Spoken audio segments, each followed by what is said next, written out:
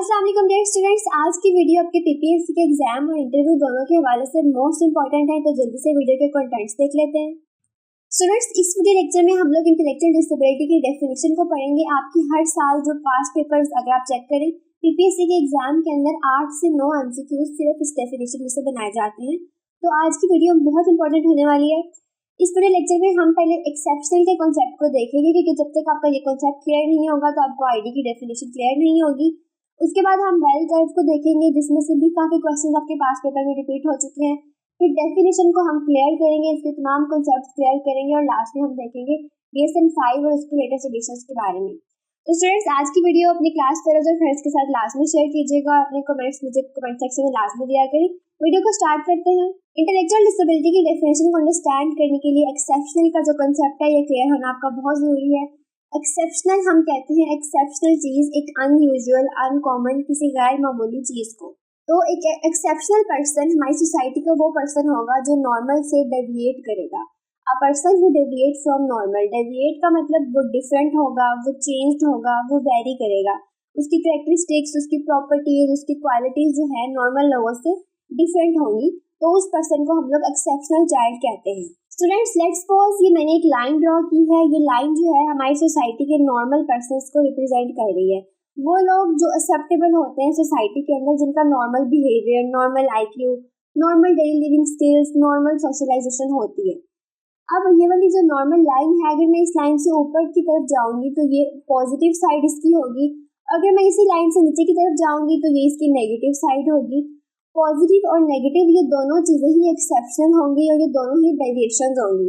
अगर मैं यहाँ पे एक कर्व बनाती हूँ और ये वाली जो कर्व है इसकी जो एक्सट्रीम पीक है ये रिप्रेजेंट कर रही है कि जो पर्सन है नॉर्मल से जो है डेविएट कर रहा है, लेकिन पॉजिटिव की तरफ इसकी डेविएशन है। तो ये जो पर्सन होते हैं जिनकी डेविएशन, जिनकी जो एक्सेप्शनैलिटी है नॉर्मल से ज्यादा होगी, एवरेज से ज्यादा होगी, तो इनको हम लोग गिफ्टेड चाइल्ड भी कहते हैं। और अगर इससे नीचे की तरफ मैं लेके चली जाऊँ इस कर्व को, तो इसकी जो एक्सट्रीम पोजीशन है ये भी एक्सेप्शनल है, ये भी नॉर्मल से डेविएट कर रही है। लेकिन यहाँ पे जो पर्सन होंगे वो हमारे आईडी चाइल्ड, जिसको हम लोग स्पेशल या डिसेबल चाइल्ड कहते हैं। तो स्टूडेंट्स, जो नॉर्मल लाइन है यहाँ पे जो मैंने लगाई थी सेंटर के अंदर, इसको हम लोग एवरेज पर्सन कहते हैं। अगर एवरेज से ज्यादा की तरफ जाती है ये लाइन या कर्व, तो इसको हम लोग अबव एवरेज कहते हैं, जो कि गिफ्टेड और हमारे जीनियस स्टूडेंट्स होते हैं, जीनियस लोग होते हैं। और अगर यहाँ से बिलो एवरेज की तरफ जाएगी तो इसको हम लोग कहते हैं हमारे स्पेशल चाइल्ड या फिर डिसेबल चाइल्ड। तो ये वाले जो दो कंसेप्ट है, अबव एवरेज, एवरेज और बिलो एवरेज, ये आपके बहुत काम आने वाले हैं और इस कंसेप्ट की बेसिस के ऊपर ही हम आईडी की डेफिनेशन को अंडरस्टैंड करेंगे। आई होप सो एक्सेप्शनल का कंसेप्ट आपका क्लियर हो गया है। तो स्टूडेंट्स, यही चीज हम लोगों ने पहले भी डिस्कस की कि जो एक्सेप्शनैलिटी होती है ये दो तरह की होती है, या तो पॉजिटिव साइड की एक्सट्रीम के ऊपर एक एक्सेप्शनैलिटी, या फिर नेगेटिव साइड की एक्सट्रीम के ऊपर। अगर पॉजिटिव साइड, कर्व की पॉजिटिव साइड के ऊपर एक्सट्रीम होगी तो उन पर्सन्स के अंदर एबिलिटीज बहुत ज्यादा होंगी, नॉर्मल से ज्यादा कंसेप्चुअल एबिलिटीज, नॉर्मल से ज्यादा अच्छी सोशल स्किल्स, नॉर्मल से ज्यादा अच्छी उनकी हर तरह की स्किल होगी, तो उनको हम लोग गिफ्टेड या जीनियस पर्सन कहते हैं। और अगर उनकी नेगेटिव साइड के ऊपर आ जाती है एक्सेप्शनैलिटी, तो उनको हम लोग स्पेशल या डिसेबल चाइल्ड कहते हैं। और हम लोग इनको मेंटल रिटार्डेशन का नाम भी देते हैं। और अब मेंटल रिटार्डेशन का जो टर्म है वो आईडी, इंटेलेक्चुअल डिसेबिलिटी में चेंज हो गया हुआ है। और ये तमाम के तमाम जो क्वेश्चंस हैं ये आपके पास पेपर में एमसीक्यूज बनके डिफरेंट तरह से आ चुके हुए हैं। तो स्टूडेंट्स, अगर आप मेरा व्हाट्सएप ग्रुप ज्वाइन करेंगे तो वहाँ पे हम लोग जो है इनके एमसीक्यूज की सोल्यूशन करते हैं डेली बेसिस के ऊपर, तो आप कमेंट सेक्शन में मुझसे पूछ सकते हैं। नेक्स्ट आती है बेल कर्व। बेल कर्व जो है इसको नॉर्मल डिस्ट्रीब्यूशन कर्व भी कहा जाता है, और इसको हम बेल कर्व इसलिए कहते हैं क्योंकि इसकी जो शेप है ये बेल की तरह होती है। ये भी मोस्ट इंपॉर्टेंट है आपके पीपीएससी के एग्जाम के हवाले से भी, इसमें से काफी एमसीक्यूज आ चुके हुए हैं आपके पास पेपर के अंदर। ये जो सेंटर में इसका पॉइंट आता है इसको हम लोग सेंटर लाइन को मेन लाइन कहते हैं, और इसकी राइट और लेफ्ट साइड के ऊपर जो आती है इनको स्टैंडर्ड डेविएशन कहा जाता है। जो नॉर्मल डिस्ट्रीब्यूशन कर्व है ये जिस तरह ये वाली बेल कर्व है, इसके अंदर मीन, मीडियन, मोड जो है वो तीनों वैल्यूज इक्वल होती हैं। तो स्टूडेंट्स, अगर यहाँ पे आप देखिए स्टैंडर्ड डेविएशन के नीचे दी हुई है और यहाँ पे हमने आईक्यू लेवल की रेंजिंग इधर दी गई है इस बेल कर्व के नीचे 100, 115, 130। आप देखेंगे कि एक स्टैंडर्ड डेविएशन और दूसरी स्टैंडर्ड डेविएशन के दरमियान में जो गैप है वो 15 वैल्यूज का है। तो ये वाला एमसीक्यूज आपके पीपीएससी के पास पेपर में भी आ चुका हुआ है कि स्टैंडर्ड डेविएशन जो है हमारे IQ की अगर हम बनाएं तो उसमें कितनी स्टैंडर्ड डेविएशन होती है, तो 15 की स्टैंडर्ड डेविएशन है। आप देखेंगे कि हर पॉइंट के अंदर 15 जो नंबर्स हैं उनका गैप आया हुआ है। और ये जो सेंट्रल लाइन है, इससे राइट साइड के ऊपर भी हमारी 50% पॉपुलेशन प्रेजेंट होती है, और सिमिलरली इसकी लेफ्ट साइड के ऊपर भी हमारी यहाँ से यहाँ तक जो है ये भी हमारी 50% पॉपुलेशन प्रेजेंट होती है। अगर हम लेट्स सपोज कर लें कि हमारी जो पॉपुलेशन है उसमें 100 पीपल्स है, तो हमारी ये वाली जो बेल कर्व है ये हमें बताएगी कि उन 100 पीपल की डिस्ट्रीब्यूशन किस तरह से हुई है। सेंटर में अगर आप देखें, ये जो 68% हमारी पॉपुलेशन है ये सेंटर में आ रही है, ये एवरेज पॉपुलेशन है। इनका जो IQ है 85 से लेके 115 तक है। सिमिलरली 13% जो हमारी पॉपुलेशन है इनका IQ 115 से 130 तक है। और इसी तरह अगर हम लोग लेफ्ट साइड पे आ जाते हैं तो 70 से 85 तक IQ भी हमारी 13% पॉपुलेशन का है। और बाद में हमारी जो 2% पॉपुलेशन है उनको 55 से 70 तक IQ है, यानी कि बहुत ही एवरेज से कम, और इसका जो है 2% जो है 130 से 145 तक IQ है।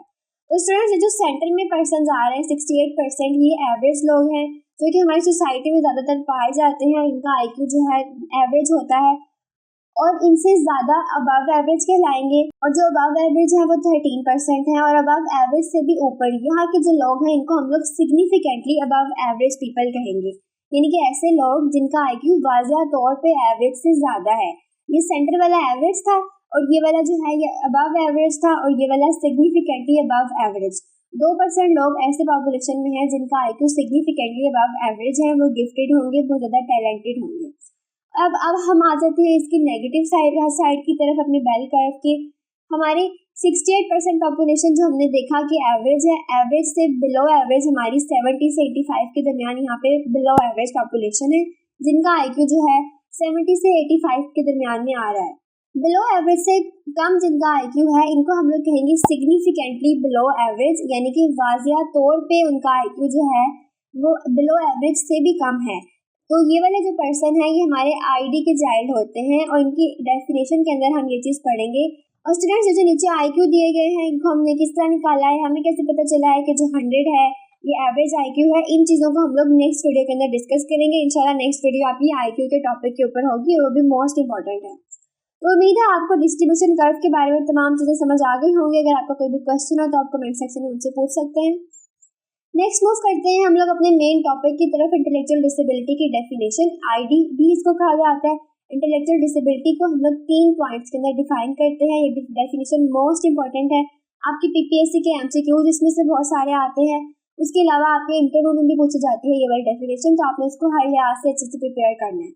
पहला पॉइंट कि IQ जो बच्चे होंगे, ID के बच्चे, उनका significantly below average intellectual functioning होगा। जैसे कि मैंने आप लोगों को पहले बताया कि उनका जो IQ लेवल होगा वो वाजिया तौर पे सिग्निफिकेंटली एवरेज से कम होगा, यानी कि 70 से कम उनका IQ होगा। ये पहली निशानी है ID बच्चे की। सेकंड आती है कि उसके अडाप्टिव बिहेवियर के अंदर लिमिटेशंस आएंगी। जो अडाप्टिव बिहेवियर है वो वाले बिहेवियर्स, वो वाली स्किल्स जो हमें प्रैक्टिकल लिविंग के अंदर, डेली लिविंग स्किल्स के अंदर, आम तौर की जो जिंदगी है उसके अंदर इंडिपेंडेंट रहने के लिए चाहिए होती है, उनमें कमियां होंगी। और इसी वीडियो के अंदर हम लोग अडाप्टिव बिहेवियर को पढ़ेंगे। उसके अलावा अडाप्टिव बिहेवियर की हम लोग डिटेल वीडियो भी इंशाल्लाह बनाएंगे इस प्लेलिस्ट के अंदर। और थर्ड पॉइंट आता है कि ऑनसेट एज जो है वो 18 ईयर्स होती है। ये वाली जो दोनों की दोनों सिम्टम्स हैं ये बच्चे के अंदर 18 साल से पहले पहले हमें नजर आ जाएंगी, क्योंकि 18 साल जो है ये उसकी डेवलपमेंटल एज होती है। तो ये वाली जितनी भी इंटेलेक्चुअल डिसेबिलिटी की जो करेक्टरिस्टिक्स हैं ये हमें 18 साल से पहले पहले बच्चे के अंदर नजर आ जाएंगी। और अगर 18 साल की उम्र के बाद वो नजर आती है तो फिर हम कहते हैं कि ये ID बच्चा नहीं है, उसके अंदर किसी और वजह से आई है वो वाली चीजें।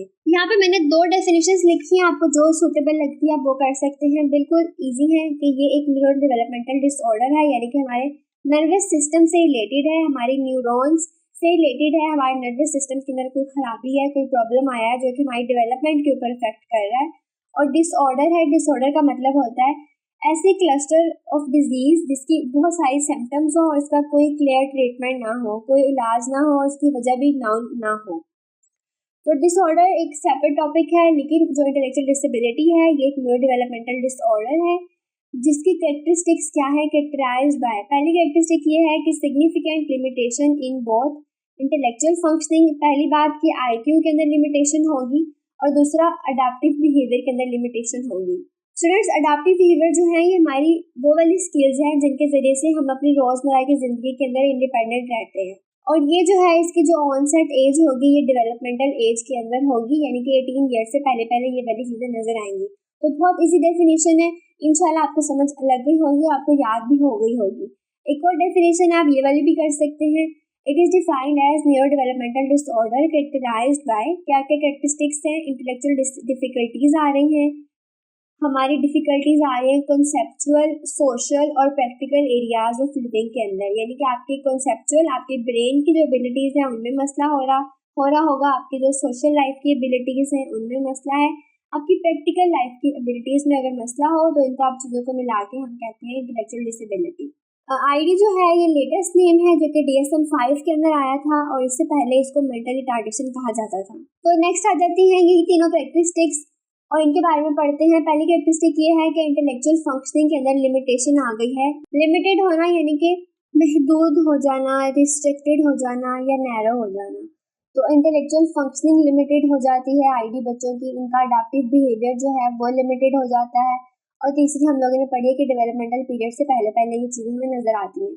तो इंटेलेक्चुअल फंक्शनिंग अगर लिमिटेड हो जाएगी तो उसमें प्रॉब्लम आएगी बच्चे की मेंटल एबिलिटीज़ के अंदर, यानी कि reasoning, problem solving, planning, abstract thinking, judgement, learning from instructions, learning from experiences, ये वाली तमाम जो एबिलिटीज़ हैं उसके इफेक्ट होंगी। यानी कि बच्चा जो है वो अपनी प्रॉब्लम्स को खुद से सॉल्व नहीं कर सकेगा, खुद से सोच नहीं सकेगा, चीज़ों की रीजनिंग उसमें नहीं आएगी, चीज़ों की वजह मालूम नहीं कर सकेगा। जैसे स्टूडेंट्स हम लोग सुबह उठते हैं, हम लोग सोचते हैं कि हमने आज सारा दिन ये करना है, ये करना है, मैंने स्कूल जाना है, फिर मैंने आना है, मैंने खाना खाना है, तो ये प्लानिंग होती है।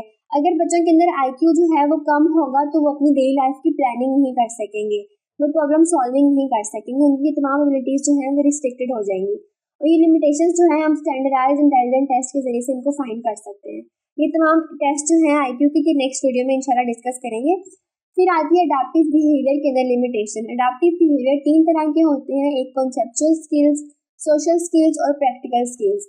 कॉन्सेप्चुअल यानी कि हमारे कॉन्सेप्ट्स जो हैं वो अच्छे नहीं रहेंगे, लैंग्वेज अच्छी नहीं होगी बच्चे की, reading, writing, math, reasoning, memory, ये तमाम चीज़ें बच्चे की इनमें लिमिटेशन आ जाएंगी, इनमें रुकावटें आ जाएंगी, ये लिमिटेड हो जाएंगी, महदूद हो जाएंगी।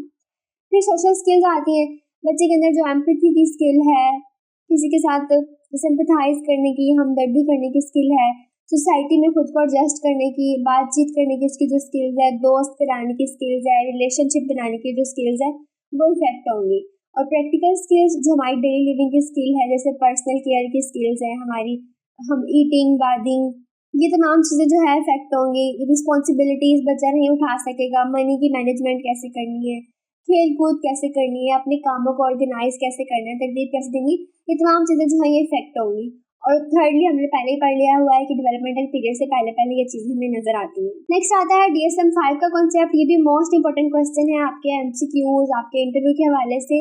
ये जो आईडी है, आईडी की टर्म DSM-5 में दी गई है। DSM-5 है क्या चीज़? इसका एब्रीविएशन है diagnostic and statistical manual of mental disorder. ये एक बुक है जिसको APA, अमेरिकन साइकेट्रिक एसोसिएशन ने पब्लिश किया हुआ है।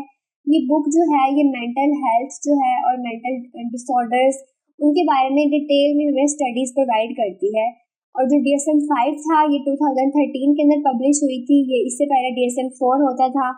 तो ये लेटेस्ट जो एडिशन इसका है, latest version DSM-5 TR text revise, ये वाला लेटेस्ट एडिशन चल रहा है। मार्च 2022 के अंदर ये वाला आया था। तो ये भी मोस्ट इंपॉर्टेंट है, मैंने बहुत छोट करके आपको बताई है इसके बारे में इंपॉर्टेंट चीज़ें। और यहाँ पे आप डायग्राम देख सकते हैं इसकी कि ये एक बुक है जिसको अमेरिकन साइकेट्रिक एसोसिएशन ने पब्लिश किया हुआ है। इंटरनेशनल लेवल पे ये बुक यूज़ होती है। इसके अंदर तमाम जो मेंटल डिसऑर्डर्स हैं उनके बारे में बताया हुआ है, उनकी वजूहात बताई हुई हैं, उनकी सिम्टम्स बताई हुई हैं, उनकी डिटेल्स लिखी हुई है विद रेफरेंसेस। तो स्टूडेंट्स आपको वीडियो कैसी लगी है मुझे कमेंट सेक्शन में लाजमी बताइएगा और इसको अपने क्लास फेलोज और फ्रेंड्स के साथ लाजमी शेयर कीजिएगा। और आपको नेक्स्ट वीडियो कौन से टॉपिक पे चाहिए मुझे कमेंट सेक्शन में लाजमी बताएं। अल्लाह हाफिज़, बहुत जल्द मिलते हैं हम लोग अगली वीडियो के साथ।